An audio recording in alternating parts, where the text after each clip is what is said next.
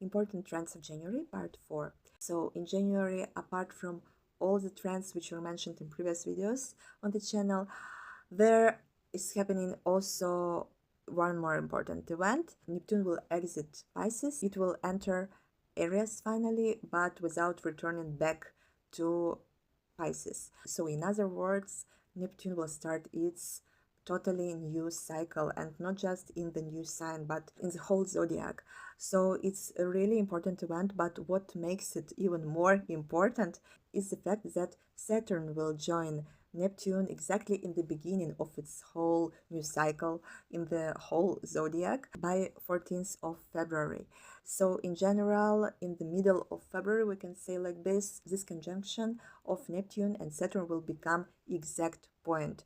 I will explain shortly what it means for us, but one more important factor which accompanies this event of Neptune and Saturn exact conjunction is, of course, solar eclipse, which will happen on 17th of February in Aquarius. In general, eclipse season always influence us 1.5 months before exact date and 1.5 month after the exact date. So we can say that January is already under the influence of this solar eclipse.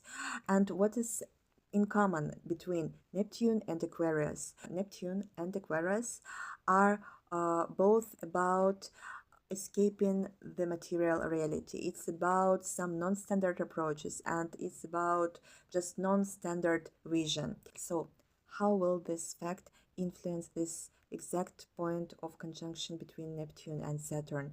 Saturn is about all our material things in life, so everything which we can see, which we can touch in our life is connected with Saturn.